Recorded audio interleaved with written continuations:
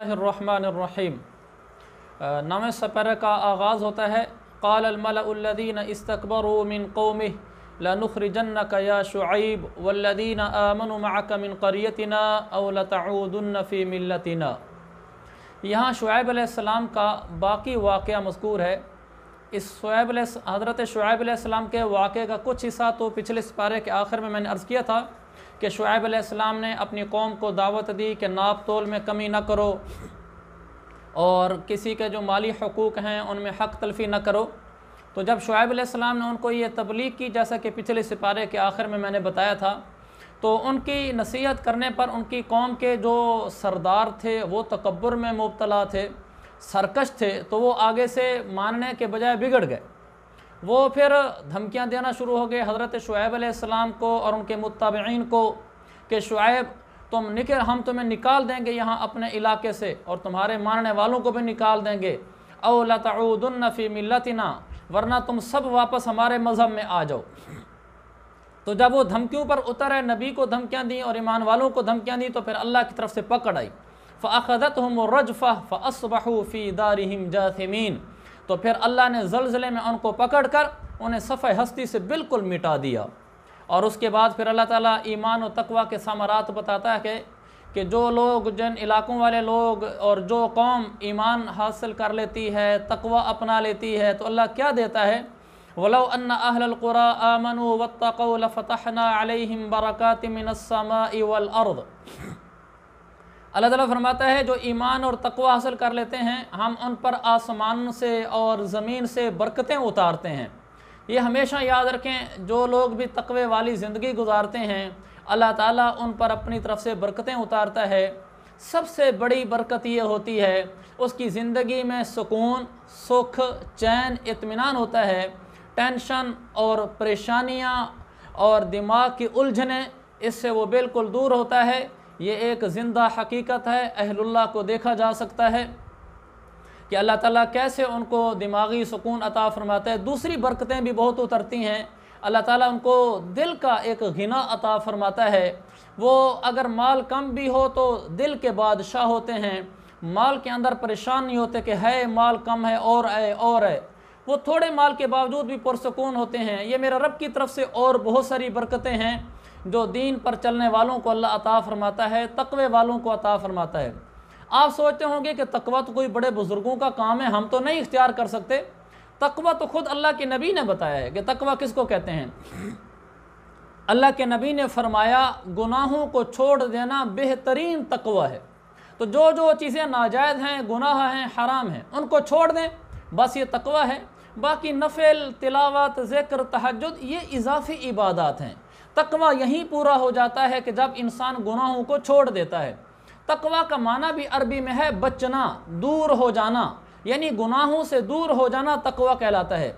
ये बात मैंने ज़रा तफसील से इसलिए अर्ज़ कर दी है कि मेरे और आप समेत हर आदमी तक़वे वाला बन सकता है, और जो तक़वे वाला बन जाता है, आगे भी आएगा 28वें पारे में, 29वें में भी, मैं वहाँ भी अर्ज़ करूँगा, अल्लाह ताला फिर उसकी परेशानियाँ दूर फरमाता है, उसको दिमागी सुकून अता फरमाता है, दिल का गिना अता फरमाता है, और बड़ी बरकतें उस शख्स पर उतरती हैं जिसको वही जानता है और कोई नहीं जानता। इसी ज़माने में मुझे वाक़या याद आ गया, शेख अब्दुल कादिर जिलानी रहमतुल्लाह अलैह को उस वक्त के बादशाह ने कहा, मैं आपको सूबा अहवाज़, पूरा सूबा, उसकी आमदनी आपके नाम करना चाहता हूँ, आप कबूल कर लें। तो शेख अब्दुल कादिर जिलानी रहमहुल्लाह ने पूछा कि आप ये मुझे क्यों देना चाहते हैं। उन्होंने कहा ताकि आप ज़रा एक पुरसुकून और खुशहाल ज़िंदगी गुजार सकें, जिसको हमारी ज़ुबान में कहते हैं कि थोड़ा टेंशन फ्री होकर आराम से अच्छी ज़िंदगी गुजारें, तो इसलिए देना चाहता हूँ। तो शेख अब्दुल कादिर जिलानी रहमतुल्लाह अलैह ने वापसी उसको जवाब में लिखा कि अल्लाह ताला ने मुझे रात के तहज्जुद पढ़ने में, यानी अल्लाह के साथ जो मेरा ताल्लुक़ कायम है इबादत की वजह से, गुनाहों से बचने की वजह से, उस पर अल्लाह ने जो मुझे दिल का सुकून और दिल का गिना अता फरमा रखा है, वो तुम्हारे सूबा अहवाज़ क्या पूरी सल्तनत के मुकाबले में कहीं ज़्यादा है। लिहाजा मुझे दिल के सुकून और खुशहाली के लिए इसकी ज़रूरत नहीं है। अल्लाह आपको मुबारक करे। ये वो लोग हैं जो अल्लाह से जुड़े हुए थे और दिल का गिना हासिल था। मैंने पहले अर्ज़ किया है, تقوی کے درجات ہیں۔ شیخ عبد القادر جیلانی رحمہ اللہ تو بہت بڑے درجے پر تھے، یہ نہیں ہے کہ ہم ان کے درجے پر پہنچیں گے تو اللہ کی طرف سے ہمارے اوپر برکتیں اتریں گی، بلکہ ہم گناہوں کو چھوڑ دیں، جیسا کہ میرے نبی نے فرمایا کہ گناہوں کو چھوڑنا بہترین تقوی ہے، تو اللہ کی طرف سے برکتیں آنا شروع ہو جائیں گی۔ اتنی لمبی گفتگو کے بعد میرے خیال میں مجھے اور آپ کو ہم سب کو پکی نیت کر لینی چاہیے کہ انشاءاللہ میں آج سے آئندہ کوئی گناہ نہیں کروں گا۔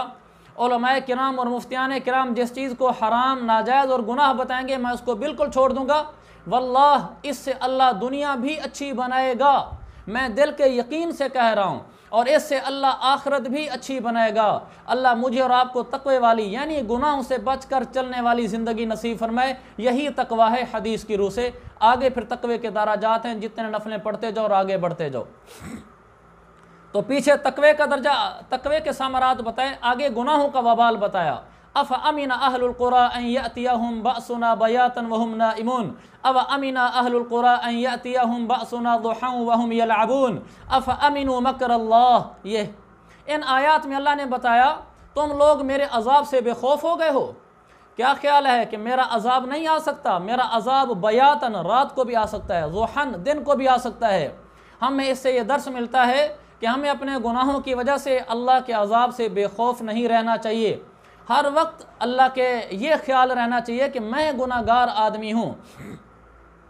کبھی اپنے آپ کو نیک نہیں سمجھنا چاہیے، کبھی اپنے آپ کو نیک نہیں سمجھنا چاہیے۔ اگر کسی علاقے میں کوئی عذاب آ جائے، کوئی وبا آ جائے، یوں سمجھا جائے کہ گناہوں کی وجہ سے ہو رہا ہے، آدمی سمجھے میری وجہ سے ہو رہا ہے۔ ایک اللہ والے کا قصہ میں نے کسی مستند عالم سے سنا تھا، کسی کتاب میں پڑھا تو نہیں، خیر ایک اللہ والے کا قصہ ہی ہے۔ تو کسی بستی میں بارش نہیں ہو رہی تھی، بستی والے لوگ پریشان تھے کہ یہ گناہوں کی سزا ہے۔ جب انہوں نے دیکھا کہ بارش نہیں ہو رہی تو انہوں نے دل میں سوچا کہ اس بستی کا سب سے بڑا گناہ گار تو میں ہوں، لہذا میں بستی چھوڑ دیتا ہوں۔ تو وہ بیچارے بستی چھوڑ کر باہر چلے گئے، لیکن واضح بات ہے وہ گناہ گار تو نہیں تھے کہ جن کی وجہ سے بستی میں اللہ کی بارش رکی ہوئی تھی، لیکن میں ان کے دل کے جذبات بتا رہا ہوں کہ اللہ والے کیسے ہوتے ہیں کہ انہوں نے یہ کہا کہ میری وجہ سے بارش نہیں ہو رہی ہوگی، اپنے آپ کو گناہ گار سمجھ کر بستی چھوڑ کر چلے گئے۔ آج تھوڑی سی کہیں بات آئے کہ جو لوگوں کی گناہوں کی وجہ سے ایسے ہو رہا ہے اور اللہ کی طرف سے عذاب گناہوں کی وجہ سے آ رہے ہیں، ہم جیسے چھوٹے موٹے کیا پدی کا شوربہ دو چار نمازیں پڑھنے کے بعد یہ سمجھنا شروع کر دیتے ہیں جی میں تو ہوں نیک، لوگوں کی وجہ سے عذاب آ رہے ہیں۔ حاشا وکلا، میرے بھائیوں میں بھی یہ کہوں آپ بھی یہ کہیں، میں سب سے بڑا مجرم ہوں، میں سب سے بڑا گناہ گار ہوں۔ میں نے اللہ کو ایسے راضی نہیں کیا ہوا جیسے اللہ ہم سے راضی ہونا چاہتا ہے، میں اللہ کو ایسے سجدے نہیں کرتا جیسے اللہ سجدے ہم سے چاہتا ہے، میں مجرم ہوں، میری وجہ سے عذاب آ رہے ہوں گے۔ تو یہ میرا دوسرا درس تھا کہ ہم زندگی میں اپنے آپ کو مجرم سمجھتے رہیں اور اللہ کے آگے آہوزاری کرتے رہیں۔ اللہ یہ دولت بھی ہمیں عطا فرمائے اور اس مصیبت سے بچائے، اس مصیبت سے کہ ہم یہ سمجھیں کہ ہم نیک ہیں۔ آگے حضرت موسیٰ علیہ السلام کا تذکرہ ہے، ثم بعثنا من بعدہم موسیٰ، پھر یہاں سے حضرت موسیٰ علیہ السلام کے قصے کے مختلف پہلوؤں کا تذکرہ ہے جو پورے قرآن میں جا بجا حضرت موسیٰ علیہ السلام کا مبارک قصہ پھیلا ہوا ہے۔ یہاں بھی کئی صفحے تک ان کا قصہ چلتا ہے جس کا میں ہلکا پھلکا اشارہ کرتا چلا جاؤں گا۔ یہاں اس صفحے میں اس کا تذکرہ ہے کہ موسیٰ علیہ السلام نبی بن کر فرعون کے پاس پہنچے تو وہ کہنے لگا ان کنت جئت بآیۃ فأت بہا، اگر نبی ہو تو معجزہ دکھلاؤ۔ تفسیر ابن کثیر اور تفسیر طبری وغیرہ میں لکھا ہے موسیٰ علیہ السلام نے ان کے سامنے لاٹھی پھینکی اور وہ اژدہا بنا۔ تو ان تفسیروں میں لکھا ہوا ہے کہ آگے جو فرعون تھا اس نے ڈر کر اپنے تخت شاہی سے نیچے چھلانگ مار دی، اتنا گھبرایا وہ کہ سانپ دیکھ کر نیچے چھلانگ مار دی۔ پھر آگے تذکرہ ہے کہ پھر فرعون کہنے لگا کہ یہ جادوگر ہے، تو اس نے جادوگر بلوائے پورے مصر سے، ان کو ایک جگہ میں اکٹھا کیا، موسیٰ علیہ السلام سے ان کا مقابلہ کرایا یہ کہہ کر کہ موسیٰ بھی جادوگر ہے، میرے پاس بھی جادوگر ہیں۔ جب مقابلہ ہوا تو موسیٰ علیہ السلام تو نبی تھے اور ان کا تو معجزہ تھا، جادوگر سمجھ گئے کہ یہ معجزہ ہے، جادو نہیں ہے، تو وہ سارے ایمان لے آئے، کہنے لگے آمنا برب العالمین، وہ اللہ کے اوپر ایمان لے آئے۔ جب ایمان لے آئے تو کہانی تو الٹی ہو گئی، بجائے موسیٰ علیہ السلام کو شکست دینے کے ان کو تو کھلی فتح مل گئی کہ خود جادوگر ہی ان کا کلمہ پڑھ گئے اور زبان سے کہہ گئے کہ یہ جادو نہیں ہے۔ تو پھر فرعون دھمکیوں پر اتر آیا، لَأُقَطِّعَنَّ أَيْدِيَكُمْ آگے تک، کہ میں تمہارے ہاتھ کاٹ دوں گا، پاؤں کاٹ دوں گا، تمہیں سولی پہ چڑھا دوں گا۔ تو وہ کہنے لگے جادوگر اب ہم اپنے رب پہ ایمان لا چکے ہیں، جو کرنا ہے کر گزر۔ پھر موسیٰ علیہ السلام اس کے بعد بھی ان کی قوم کو یعنی فرعون کی قوم کو معجزات دکھلاتے رہے، لیکن وہ فرعونی لوگ نہ مانے۔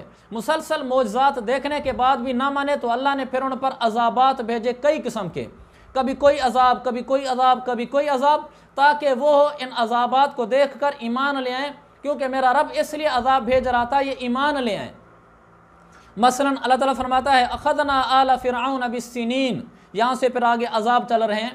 اللہ تعالیٰ فرماتا ہے پھر ان فرعونیوں پر میں نے قحط سالی کا عذاب بھیجا، پیداوار میں کمی کا عذاب بھیجا، الطوفان ایسا طوفان بھیجا جس نے کھیتیاں تباہ کر دیں، الجراد ایسی ٹڈیاں بھیجیں جس نے درختوں اور فصلوں کا صفایا کر دیا، القمل گھن لگنے والے ایسے کیڑے میں نے ان کے غلوں میں بھیجے جنہوں نے غلوں کو بالکل ناقابل استعمال کر دیا، والضفادع مینڈک عام کر دیا اللہ نے، ان کے منہ کی طرف مینڈک چھلانگ لگا کر اندر گھس جاتے تھے، والدم اور خون کو عام کیا، نہر میں جائیں تو سارا پانی خون، کنویں میں جائیں تو سارا پانی خون، حتیٰ کہ مٹکوں کا پانی بھی خون میں تبدیل ہو گیا۔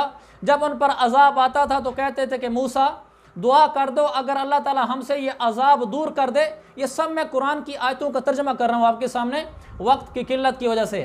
کہتے تھے موسیٰ دعا کر دو اگر اللہ تعالیٰ یہ ہم سے عذاب دور کر دے ہم ایمان لے آئیں گے، لیکن اللہ تعالیٰ فرماتا ہے جب ہم ان سے عذاب دور کرتے تھے یہ پھر وہی مکر جاتے تھے اور بے ایمان ہو جاتے تھے، یعنی ایمان نہیں لاتے تھے اور وعدہ خلاف ہو جاتے تھے۔ جب مسلسل معجزات آتے رہے اور وہ نہیں مانے تو اللہ تعالیٰ نے فرمایا فَأَغْرَقْنَاهُمْ فِي الْيَمِّ، پھر نتیجہ ہم نے یہ نکالا کہ ان کو ہم نے سمندر میں غرق کر دیا۔ وہ قصہ آپ کو معلوم ہے کہ موسیٰ علیہ السلام بنی اسرائیل کو لے کر مصر سے جب باہر نکلے، آگے سمندر آ گیا اور پھر اللہ تعالیٰ کے حکم سے سمندر میں راستے بن گئے۔ موسیٰ علیہ السلام اپنے ماننے والوں کو ساتھ لے کر سمندر سے پار ہو گئے، اور فرعون اور اس کا لشکر جب سمندر میں پہنچا تو سمندر کے اندر گھسے تو راستے آپس میں مل گئے، پانی مل گیا، راستے ختم ہو گئے اور فرعون اور اس کے لشکر غرق ہو گئے۔ اس کا یہ تذکرہ ہے۔ اللہ تعالیٰ فرماتا ہے وَجَاوَزْنَا بِبَنِي إِسْرَائِيلَ الْبَحْرَ، فرعونی غرق ہو گئے اور بنو اسرائیل یعنی موسیٰ علیہ السلام کے ماننے والے، موسیٰ علیہ السلام کے ماننے والے بنی اسرائیل، ان کو اللہ تعالیٰ نے پار کر دیا۔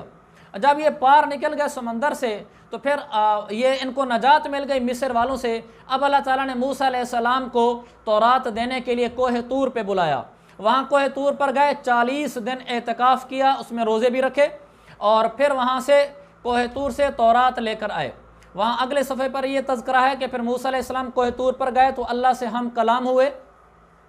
جب یہ کوہ طور پر واپس آئے تو پھر اگلے صفحے پر اس بات کا تذکرہ ہے وَاتَّخَذَ قَوْمُ مُوسَىٰ مِن بَعْدِهِ، یہاں سے جب موسیٰ علیہ السلام کوہ طور سے واپس آئے تو پیچھے جو بنی اسرائیل جن کو چھوڑ گئے تھے وہ بچڑے کی عبادت میں لگ گئے تھے۔ سامری تھا ایک بدبخت، اس نے ان کو بنی اسرائیل کو بچڑے کی عبادت پر لگا دیا۔ موسیٰ علیہ السلام واپس آئے تو ان کو تنبیہ کی کہ یہ تم نے کیا کرنا شروع کر دیا ہے۔ پھر اس یہاں 10ویں رکوع میں آخر میں گویا کہ اللہ نے خلاصے کے طور پر بتایا وَقَطَّعْنَاهُمْ 12 أَسْبَاطًا أُمَمًا، یہاں سے آگے چل رہا ہے۔ یہاں اللہ نے یہ بتایا کہ میں نے، اللہ تعالیٰ فرماتا ہے میں نے بنی اسرائیل پر احسانات ہی احسانات کیے، یا ان کے احسانات کا بھی تذکرہ ہے، ان پر سائے والے بادل آئے، من و سلوہ آیا وغیرہ وغیرہ، لیکن یہ بنی اسرائیل بدبخت آگے سے ناقدرے نکلے اور نافرمان نکلے، پھر جس کی وجہ سے اللہ فرماتا ہے میں ان سے ناراض ہو گیا کہ میں احسان کرتا رہا، یہ مجھے میرے نافرمانی کرتے رہے۔ اس سے ہمیں درس ملتا ہے ہم میں سے اگر کسی کے اوپر اللہ کے احسانات ہو رہے ہوں جو کہ ہر انسان پر ہو رہے ہیں، ہمیں اللہ سے آگے سے اللہ کا ناقدرہ نہیں بننا چاہیے بلکہ اللہ کا فرما بردار بننا چاہیے۔ اگر اللہ تعالیٰ نے ہمیں نعمت دی ہے مال کی تو اس کی قدردانی یہ ہے کہ زکوٰۃ دی جائے، غریبوں کا خیال رکھا جائے۔ اگر اللہ تعالیٰ نے ہمیں مال نعمت دی ہے لوگوں میں عہدے کی اور اثر و رسوخ کی، ہمیں خدمت خلق کرنی چاہیے، لوگوں پر ظلم نہیں کرنا چاہیے۔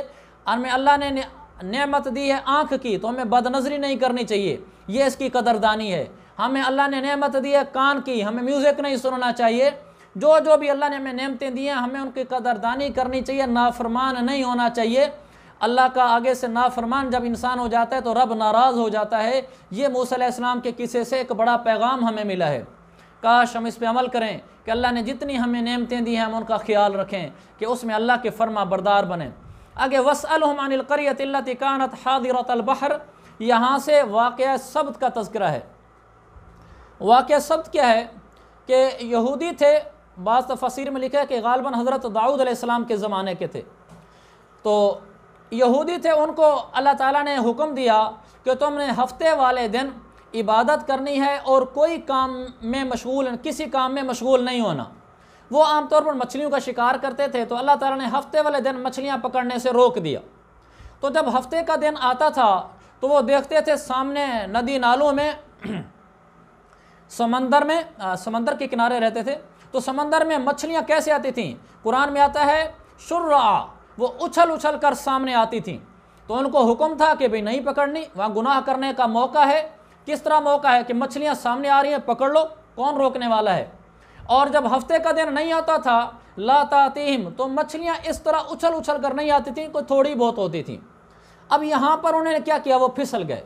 جب دیکھا کہ آگے سے جس چیز سے اللہ منع کرتا ہے وہ زیادہ ملتی ہے، جس چیز کی اللہ اجازت دیتا ہے یعنی ہفتے کے علاوہ باقی دنوں میں مچھلیاں پکڑنے کی، وہ مچھلیاں کم ہوتی ہیں، تو وہ دنیا کو دیکھ کر پھسل گئے۔ تو انہوں نے پھر پہلے ہیلے بہانے کیے، پھر بالآخر پہلے تو یہ کرتے تھے کہ ہفتے والے دن مچھلیاں روک لیتے تھے، پکڑتے نہیں تھے، اتوار والے دن پکڑتے تھے۔ یہ بھی غلط تھا، یہ ہیلا بہانا کر کے خدا کے حکم کی ایک مذاق اڑانے والی بات تھی۔ بعد میں پھر یہ جرات بھی کر لی تھی کہ ہفتے والے دن بھی پکڑنا شروع ہو گئی تھی، تو پھر اللہ تعالیٰ نے ان پر اپنی ناراضگی بھیجی اور عذاب بھیجا۔ کیا عذاب بھیجا؟ اللہ نے فرمایا کونوا قردۃ خاسئین، ذلیل بندر بن جاؤ۔ تو یہاں ہمیں ایک درس ملتا ہے، میں وہ بتانا چاہتا ہوں۔ دیکھو، ایک تو اللہ کی طرف سے آزمائش یوں آئی کہ ہفتے والے دن اللہ نے روکا ہے تو مچھلیاں زیادہ، جس دن اجازت دی ہے تو مچھلیاں کم۔ اللہ کی طرف سے آزمائش کا اپنا نظام ہے، ہمیں اعتراض نہیں کرنا چاہیے۔ مثلا ایک آدمی زکوٰۃ دیتا ہے تو اس کا مال اتنا نہیں بڑھ رہا، ایک آدمی زکوٰۃ بھی نہیں دیتا، بے دین قسم کا ہے، اس کا مال بڑھ رہا ہے۔ اعتراض نہیں کرنا چاہیے کہ یار میں تو اللہ کا حکم پورا کرتا ہوں، میرے مال کے ساتھ یہ ہو رہا ہے، وہ تو اللہ کا حکم بھی پورا نہیں کرتا اور اس کے ساتھ دیکھو کیسے ریل پیل ہے۔ جیسے یہاں دیکھو، ہفتے والے دن اللہ نے روکا تھا، مچھلیاں بہت ہیں، آگے اتوار وغیرہ کو اجازت دی تھی، مچھلیاں کم ہیں۔ تو اللہ تعالیٰ کا نظام ہے، ہم اللہ کے حکم پورا کریں گے، اس کے نتیجے میں مال کم ملے ہم اس کو قبول کریں گے، ہم یہ سمجھیں گے کہ اللہ کی طرف سے آزمائش ہے میرے اوپر، اللہ مجھے آزمانا چاہتا ہے کہ یہ کیا کرتا ہے۔ دوسرا درس یہ ملا کہ ان کو ہفتے والے دن گناہ کا موقع ملا کہ مچھلیاں سامنے اچھل رہی ہیں، وہ پکڑ سکتے تھے۔ گناہ کا موقع مل جائے تو اللہ سے ڈرنا چاہیے، نہ کہ گناہ پر جرات کرنی چاہیے۔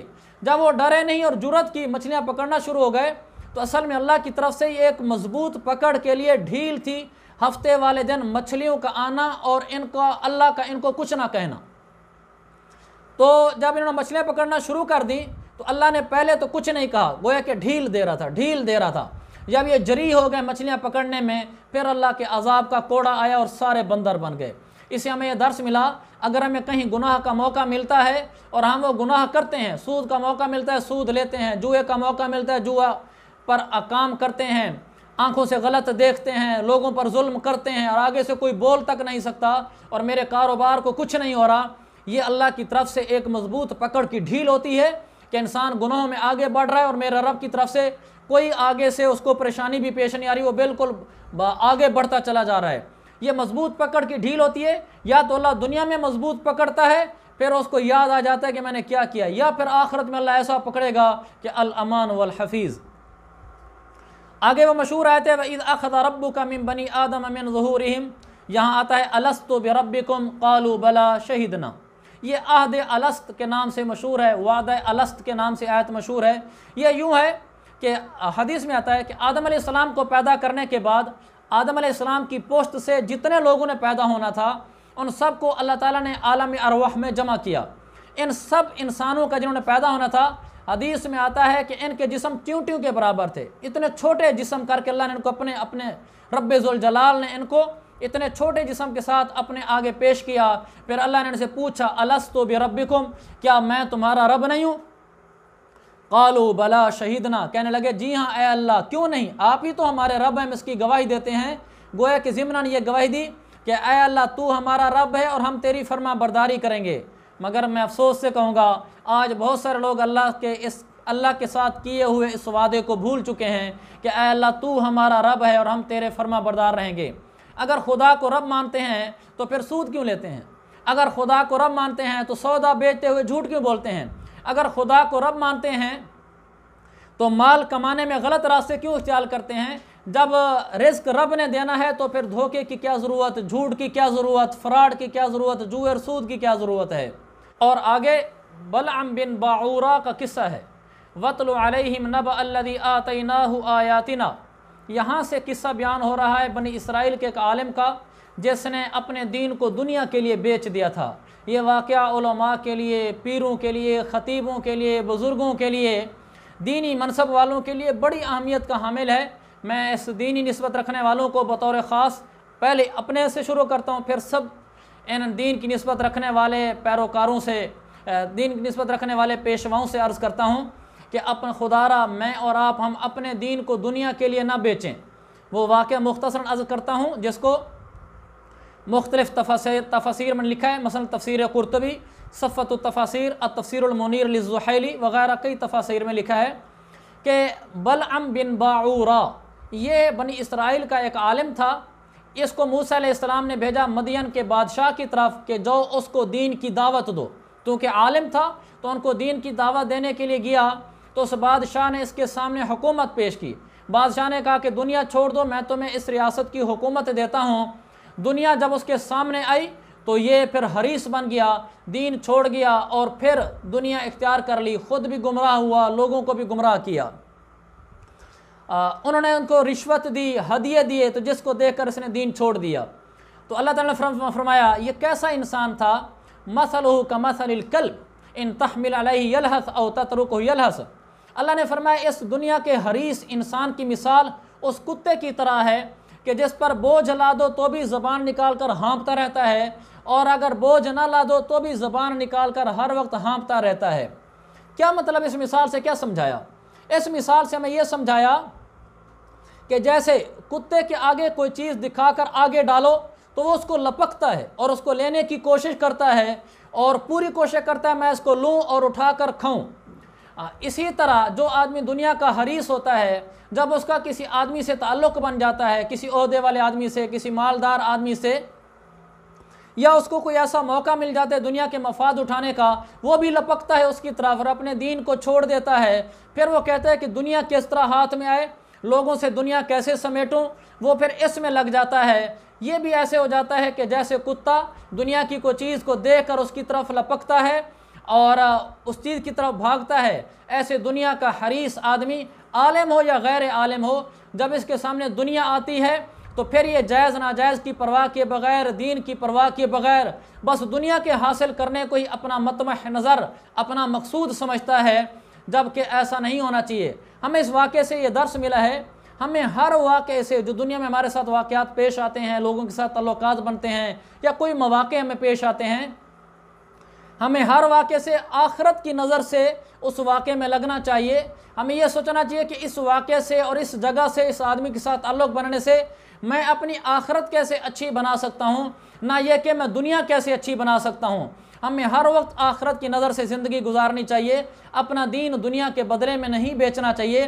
خود میرے پاک پیغمبر نے صحیح مسلم کی حدیث نمبر 118 میں فتنوں کی طرف اشارہ کرتے ہوئے فرمایا تھا کہ انسان ایک وقت ایسا بھی ہوگا کہ انسان یوں بھی کرے گا، یبیع دینہ بعرض من الدنیا، کہ دنیا کے تھوڑے سے سامان کے بدلے میں اپنے دین کو بیچ دے گا، یعنی شریعت کی پرواہ کیے بغیر دنیا کو کمانے میں لگ جائے گا۔